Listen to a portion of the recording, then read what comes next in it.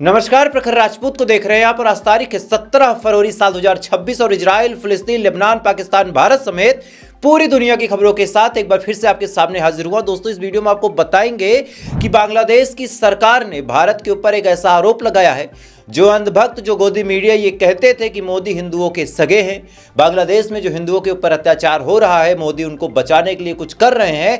आज ऐसे exclusive report निकाल के सामने लाया हूं जिसको देखने के बाद, जिसको जानने के बाद आपको ये बात पता चल जाएगी कि बांग्लादेश की हिंदुओं के नरसंहार में एक खास पार्टी का बहुत बड़ा हाथ था। और ये बात मैं अपने मुंह से नहीं कहूंगा, इसके फैक्ट आपके सामने रखूंगा और ये अपने आप में बहुत बड़ी खबर हो। साथ इस वीडियो में आपको ये भी बताएंगे कि इजराइल को बचाने के लिए, इजराइल को ईरान की मार से प्रोटेक्ट करने के लिए इस समय अमेरिका ने अपना एक खास एयरक्राफ्ट कैरियर भेजा है। और इस एयरक्राफ्ट कैरियर को भेजने के पीछे क्या बड़ा मकसद है, क्या इंटेंशन है, इसके बारे में हम डिटेल बातचीत करेंगे। और साथ ही भारत ने रशिया का साथ छोड़ के कितना बड़ा जोखिम उठाया है और हमारा सबसे बड़ा दुश्मन चाइना इस जोखिम का कितना बड़ा फायदा उठा रहा है, इसके बारे में हम आपको डिटेल बताएंगे। और साथ ही इस समय ईरान ने एक ऐसा वीडियो जारी किया है जिस वीडियो के बाद चाहे इजराइल हो, चाहे अमेरिका हो, चाहे पाकिस्तान हो, चाहे सऊदी अरब हो, चाहे तुर्की हो, इवन वो देश जो ईरान के साथ नहीं खड़ा होना चाहते, जो ईरान को डोमिनेट होते देखना चाहते हैं, आज उनके पैरों तले जमीन खिसक चुकी है। और साथ ही इस समय इजराइल के अंदर क्या कुछ चल रहा है, इजराइल वेस्ट बैंक के ऊपर कैसे अत्याचार कर रहा है, इसके बारे में हम आपको डिटेल बताएंगे। और साथ ही मिडिल ईस्ट की तमाम बड़ी खबरों के बारे में भी हम डिटेल में आपसे बातचीत करेंगे। यानी यकीन मानिए दोस्तों, आज की जो खबर है बहुत ज़्यादा अहम है, बहुत ज़्यादा इंपॉर्टेंट है। इस वजह से वीडियो को लास्ट तक जरूर देखिएगा। चैनल पर नए हैं तो वीडियो को लाइक करके, चैनल सब्सक्राइब करके अपना प्यार जरूर दीजिएगा। और साथ ही इजराइल और ईरान की जंग में आप किसके हक में दुआ करते हैं, कमेंट करके बताइएगा। और मैं शुरू में आपसे कहता था कि जब आप कमेंट करते हैं तो आपका कमेंट दुआओं का काम करता है। तो आप ये मत सोचिए कि भाई साहब मेरे कमेंट करने से क्या फायदा होगा। फायदा होता है, नेकी थोड़ा सा देर लगाती है लेकिन मिलती जरूर है, इस बात को आप जान लीजिएगा। इस वजह से आप जिसके भी हक में दुआ करना चाहे कमेंट सेक्शन में दुआ करते रहे। तब तक दोस्तों एक एक करके मैं आपको खबरें बताता हूं। और सबसे पहली खबर आज अपने देश की ही बताऊंगा, फिर आपको मिडिल ईस्ट की खबरों की तरफ लेके चलूंगा। आपको याद होगा कुछ महीने पहले बांग्लादेश में मोहम्मद यूनुस की जब सरकार बनी थी और शेख हसीना वहां से देश छोड़ के भागी थी इस्तीफा देके, तो उस समय हिंदुओं के ऊपर बड़ा अत्याचार हुआ था। ये बात आप भी जानते हैं, ये बात हम भी जानते हैं कि हिंदुओं के घरों को जलाया गया, दीपू चंद्र दास जैसे लोगों को मार दिया गया, कई सारे और लोगों को मार दिया गया। और इन तमाम चीज़ों में भारत की जो मीडिया इस कदर उबाल मार रही थी, इस हिसाब से जो अंधभक्त थे नाराज हो रहे थे कि ऐसा लग रहा था कि मोदी साहब अभी बांग्लादेश पे चढ़ाई कर देंगे। हम भी नाराज थे, आप भी नाराज थे, क्योंकि कहीं भी किसी मासूम, किसी मजलूम को अगर मारा जाएगा तो हमारा आपका काम बनता है, हमारा आपका फर्ज बनता है कि बिना जाति देखे, बिना धर्म देखे, बिना मजहब देखे आवाज उठाएं। हम आप जो कर सकते हैं वो करें, पूरी दुनिया में अमन चैन कायम हो जाए, ये हमारा आपका प्रयास रहता है। लेकिन जो खास पार्टी के सपोर्टर थे उनको लगता था कि मोदी साहब कोई बड़ा मास्टर स्ट्रोक करेंगे और इस मास्टर स्ट्रोक के बाद बांग्लादेश घुटनों पे आ जाएगा दोस्तों। लेकिन अंदर की कहानी क्या है, जब आप सुनेंगे तो सुनने के बाद आप हैरान हो जाएंगे।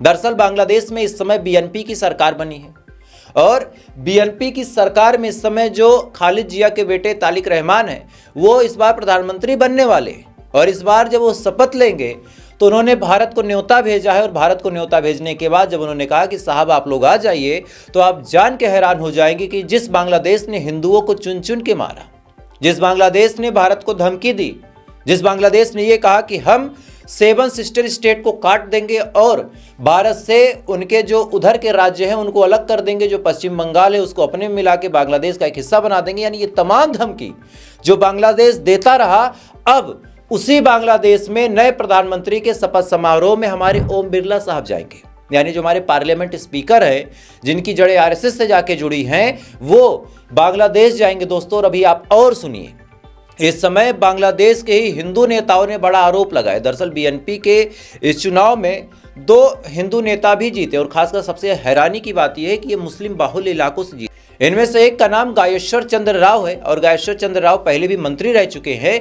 इन्होंने एक बहुत बड़ा बयान दिया और इन्होंने कहा कि भारत को असल में हमारे यहाँ के हिंदुओं की कोई चिंता नहीं है। इन्होंने ये भी बताया कि जब शेख हसीना की सरकार थी तो शेख हसीना की सरकार में भी हिंदुओं को चुन चुन के मारा जाता था, लेकिन भारत की जो मीडिया थी ये खबरें दिखाती ही नहीं थी, क्योंकि शेख हसीना के भारत की उस समय के सरकार से बड़े अच्छे रिश्ते थे। आपको याद होगा कि शेख हसीना जब भारत में भाग के आई थी तो उस समय किसकी सरकार थी और वो शेख हसीना के ऊपर जो मुकदमे चलते हैं, जिन मुकदमों के अंदर शेख हसीना को कहीं उम्र कैद कहीं फांसी की सजा हो रही है, उसमें सबसे बड़ा मुकदमा यही था कि जो लोग शेख हसीना के खिलाफ प्रोटेस्ट कर रहे थे उनको मरवाने के लिए, उनको दमन करवाने के लिए शेख हसीना ने बाकायदा आर्मी को ऑर्डर दिया था। यानी जो शेख हसीना अपने यहाँ लोगों को मरवा के आई, हमने उसको यहाँ पे शरण दे दी। उसके बाद जो दूसरी पार्टी है वो हमारे खिलाफ जहर उगलती है, वो ये चाहती है कि भारत के जो बाकी के राज्य हैं कट जाएं, पश्चिम बंगाल बांग्लादेश में मिल जाए। लेकिन इसके बावजूद भी जब वहाँ के नए प्रधानमंत्री बन रहे हैं तो प्रधानमंत्री साहब के बनने के शपथ समारोह में हमारे देश से हमारे पार्लियामेंट स्पीकर जाएंगे। अब सुनिए, पार्लियामेंट में एक महिला ने बयान दिया है और बयान में आपको हूबहू सुनवाऊंगा कि भारत की सरकार 60 करोड़ रुपए बांग्लादेश को देती है। वो बांग्लादेश जो आए दिन पाकिस्तान के साथ मिलकर हमारे खिलाफ साजिशें करता है, जो हिंदुओं को मरवा रहा था, जिसकी वजह से भारत के अंदर मुसलमानों को मार मार के फेंका गया। एक दिल्ली की महिला थी, ये खबर मैंने आपको बताई थी कि एक दिल्ली की महिला थी जो पश्चिम बंगाल की थी, उसको पकड़ के बांग्लादेश के बॉर्डर के उस पार फेंक दिया गया। और जब बांग्लादेश के बॉर्डर के उस पार फेंका गया, उस समय वो 6 महीने की प्रेग्नेंट थी। गलती बस इतनी थी कि वो मुसलमान थी। 6 महीने की प्रेगनेंसी की हालत में उसको उठा के फेंका गया। जब वो बांग्लादेश पहुंची तो बांग्लादेश की पुलिस ने उसको अरेस्ट कर लिया, चूंकि ये भारत की थी। उसके बाद उस महिला के पिता को बाकायदा कोर्ट का दरवाजा खटखटाना पड़ा। कोर्ट ने सरकार को आदेश दिया कि उस महिला को ससम्मान वापस लाया जाए। उसके बाद उस महिला को ससम्मान वापस लाया गया, यानी वहां के हिंदुओं का बदला यहां के मुसलमानों से लिया गया। अब जाहिर सी बात है, अगर आपके अंदर इतना ही एग्रेशन था तो फिर ये 60 करोड़ रुपए आपने क्यों दिए? ये सवाल पार्लियामेंट में पूछा गया और उसका हूबहू वीडियो आप अपनी स्क्रीन पे देखिए। हमारा टैक्स का पैसा उसको बांग्लादेश को 60 करोड़ दे रहे हो। बांग्लादेश को 60 करोड़ दिए, क्यों दिए? जब बांग्लादेश में हमारे हिंदुओं की हत्या होती है, हमारे ओडिया श्रमिकों की हत्या होती है, आप उसको पैसा दे रहे हो। क्यों दे रहे हो 60 करोड़? वो हमारे ऊपर सिंपैथी नहीं दिखाता, मगर आप सिंपैथी दिखा रहे हैं। इससे लज्जाजनक बात हो ही नहीं सकती। इस वीडियो में दोस्तों आप साफ तौर पे देख सकते हैं कि इस महिला ने कितनी सही बात बोली है कि भाई साहब आपने 60 करोड़ क्यों दिए? अडानी बिजली क्यों देता है बांग्लादेश को? भारत से प्याज और जो लहसुन है वो भर भर के क्यों जा रहा? तो एक तरफ तो सरकार बांग्लादेश को सपोर्ट करती है, दूसरी तरफ अंधभक्त मंडली बांग्लादेश को फूंक डालेगी। तो भाई हिप्रोक्रेसी की भी सीमा होती है। अब सुनिए, ये नए नए जो गोदी मीडिया के चैनल हैं, ये नए नए जो अंधभक्त मंडली के लोग हैं जो 2014 में हिंदू बने थे, इनके हिसाब से जब पार्लियामेंट अटैक हुआ था तो मनमोहन सिंह ने कुछ नहीं किया था। आज यही बात पार्लियामेंट में भी उठ गई कि मनमोहन सिंह की सरकार थी तो 2008 में मुंबई में हमला हुआ। इस पे प्रियंका गांधी ने जवाब देते हुए कहा कि बाबू जब हमारे टाइम में हमला हुआ था तो महाराष्ट्र के जो मुख्यमंत्री थे फौरन उन्होंने इस्तीफा दिया, जो गृह मंत्री थे उन्होंने अपनी गलती स्वीकार की। लेकिन जरा आप एक बार बता दो कि ये पुलवामा हुआ, अभी दिल्ली में ब्लास्ट हुआ, बीच में फिर कश्मीर में ब्लास्ट हुआ, रियासी अटैक हुआ, क्या मोदी साहब ने कोई जिम्मेदारी ली? क्या कश्मीर, श्रीनगर और दिल्ली के मुख्यमंत्री ने इस्तीफा दिया? क्या कुछ कहा प्रियंका गांधी ने? थोड़ा सा सुने आप। कल सत्ता पक्ष और आज भी सत्ता पक्ष के नेताओं ने 2008 के मुंबई के हमलों का जिक्र किया, बार बार कहा कि मनमोहन सिंह जी की सरकार ने कुछ नहीं किया। ये तो जानकारी होगी ना कि उसी समय जब वो आतंकवादी हमला चल रहा था तभी उन आतंकवादियों को मार डाला था, एक बचा था और उसको भी फांसी दे दी थी 2012 में। महाराष्ट्र के मुख्यमंत्री ने इस्तीफा दिया, देश के गृह मंत्री ने जिम्मेदारी लेकर इस्तीफा दिया। एक जवाबदेही थी पब्लिक के प्रति, एक जवाबदेही थी इस देश की जनता के प्रति, इस देश की धरती के प्रति। इस वीडियो में दोस्तों आप साफ तौर पे सुन सकते हैं कि कितनी सही बात प्रियंका गांधी ने बोली कि भाई साहब अगर हमला हुआ है तो जिम्मेदारी किसकी है? अब सुनिए, रशिया हमारा इतना अच्छा खासा दोस्त था, रशिया के साथ हमें व्यापार करने में फायदा था, हम रशिया से सस्ता तेल लेते थे, सस्ता तेल लेके हम उसको पूरी दुनिया में किसी को बेच देते थे। लेकिन ट्रंप के दबाव में मोदी साहब ने जो ट्रेड डील साइन कर ली, इसके बाद रशिया से हम तेल नहीं ले रहे हैं और इसका फायदा हमारा सबसे बड़ा दुश्मन चाइना उठा रहा है। पाकिस्तान तो हमारी किसी टक्कर में नहीं है, वी लिटरली नोट दिस, लेकिन चाइना हमसे फार बेटर है और चाइना इसका फायदा उठा रहा। रिपोर्ट आपके सामने है कि चाइना अब और सस्ते दामों पे, यानी भारत जिस दाम पे खरीदता था तो भाई रशिया के पास 2 मार्केट थे तो कंपटीशन था कि भारत को बेचे, चाइना को बेचे, जो ज्यादा पैसा देगा हम उसको बेचे। लेकिन अब रशिया के पास केवल 1 मार्केट है, इस वजह से अब भाई साहब रशिया चाइना को तेल बेचने पे मजबूर है। इस वजह से चाइना ने सस्ते दाम कोट किए हैं और बहुत सस्ते दाम पे तेल लेके भाई साहब अब चाइना महंगे दामों पे पूरी दुनिया में बेचेगा और इससे हमारा बहुत बड़ा नुकसान है। क्योंकि चाइना अमीर होगा और हम गरीब होंगे तो नुकसान किसका है? कोई अंधभक्त, कोई गोदी मीडिया इसका जवाब मुझे दे दे। रशिया के साथ हमारी अच्छी खासी बॉन्डिंग थी, उसको तबाह कर दिया मोदी ने। लेकिन पूछो तो देश सुरक्षित था। तो खैर, इधर ये तमाम चीज चल रही है। इधर अब मैं आपको मिडिल ईस्ट की खबरों की तरफ लेके चलता हूं दोस्तों। और सबसे बड़ी खबर निकल के सामने आ रही है कि अब इजराइल ने डोनाल्ड ट्रंप को मना लिया है कि भाई साहब, हमें जब भी ये महसूस होगा कि इजराइल के खिलाफ ईरान तैयारी कर रहा है, हम उस पर हमला कर देंगे। और ईरान के साथ डील करना बिल्कुल मुश्किल है, लगभग नामुमकिन है। ये बात मार्को रूबियो भी बोल चुका है। इस वजह से अब इजराइल किसी भी वक्त ईरान पे हमला कर सकता है। और ये बात अमेरिका को भी पता है कि अगर इजराइल हमला करता है तो ईरान जब पलटवार करेगा तो इस पलटवार में इजराइल का निपटना, इजराइल का सर्वाइव करना बड़ा मुश्किल है। इस वजह से जो बार बार आप न्यूज़ चैनल पे सुनते हैं कि भाई ये एयरक्राफ्ट भेज दिया, एयरक्राफ्ट कैरियर भेज दिया, अब्राहम लिंकन आ गया, जॉर्ज बुश आ गया, गेरल्ड फोर्ड आ गया, इन तमाम एयरक्राफ्ट कैरियरों के आने का मकसद क्या है? स्क्रीन पे आप न्यूज़ देख सकते हैं। जान के आपको हैरानी होगी कि इन तमाम एयरक्राफ्ट में से ज़्यादातर एयरक्राफ्ट इजराइल की हिफाजत के लिए आ रहे हैं कि भाई साहब इजराइल के इर्द गिर्द इनको खड़ा कर देंगे, इन पे रॉकेट लॉन्चर लगा देंगे और जब ईरान बैलिस्टिक मिसाइल छोड़ेगा तो यहां से हम उनको इंटरसेप्ट करने की कोशिश करेंगे। यानी अब इजराइल की हिफाजत के लिए अमेरिका अपने हथियारों को भेज रहा है दोस्तों। खैर, इधर इजराइल भी अपनी हरकतों से बाज नहीं आ रहा। वेस्ट बैंक पे लगातार इजराइल कब्जा करता चला जा रहा और इसको लेके जो मुस्लिम देश है अच्छे खासे नाराज हैं। बस साफ तौर पे लेकिन कहा जाए कि इन मुस्लिम देशों की नाराजगी का क्या मतलब है?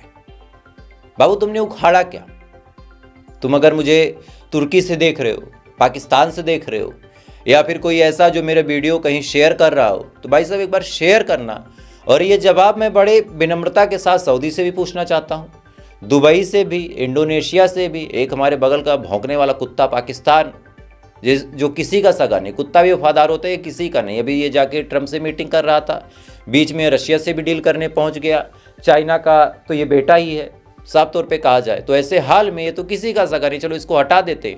बाकी ये बांग्लादेश, बाकी उधर जो 56 मुस्लिम कंट्री हैं, एक को हटा दे ईरान को। तो भाई साहब, तुमने गाजा फिलिस्तीन के लिए आज तक किया क्या? पैसा देने की बात है, तुम्हारे यहाँ सोने के पहाड़ हैं, लेकिन जान के हैरानी होगी कि एक नॉन मुस्लिम जिसका नाम रशिया है, पुतिन है, उसने $1 ट्रिलियन का डोनेशन दिया है। बाकी आज तक किसी मुस्लिम देश ने एक चावल का दाना तक नहीं फेंका दोस्तों। अब आप समझ जाइए इनकी इतनी हकीकत और इतनी हैसियत है। लेकिन अब मेन खबर पे आते हैं कि वेस्ट बैंक पे लगातार इजराइल के सेटलर्स हमला कर रहे हैं, लगातार कब्जा कर रहे हैं। इवन जो लोग घायल हो जा रहे हैं उनको अस्पताल तक नहीं जाने दिया जा रहा। और उसका एक एक्सक्लूसिव वीडियो अपनी स्क्रीन पे देखें पहले।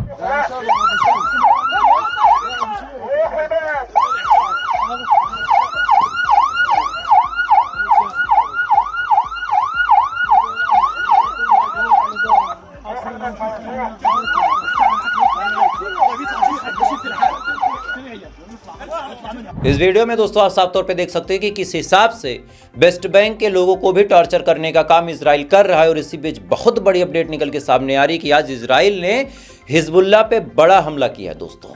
हिजबुल्लाह के ठिकानों को टारगेट किया, टारगेट करने के बाद वहां पे हमला किया। और हमला कितना इंटेंस था इसके बारे में आपको बताऊंगा, लेकिन प्रूफ के लिए आप पहले वीडियो देख लो।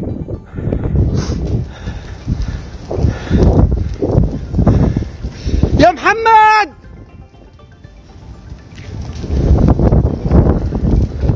इस वीडियो में दोस्तों आप साफ तौर पे देख सकते हैं कि हिजबुल्लाह के ठिकानों पे लगातार इजराइल हमलावर है। क्योंकि इजराइल को एक बात बहुत क्लियर पता है कि ऐसे हाल में हम हिजबुल्लाह और हमास पे कितना भी हमला कर दें, ईरान कुछ नहीं कर सकता। क्योंकि ईरान की सिचुएशन ऐसी है कि वो इस जुगाड़ में बैठा है कि भाई साहब अगर हमला ना करना पड़े तो ठीक है, आवाम को ना मारना पड़े तो ठीक है।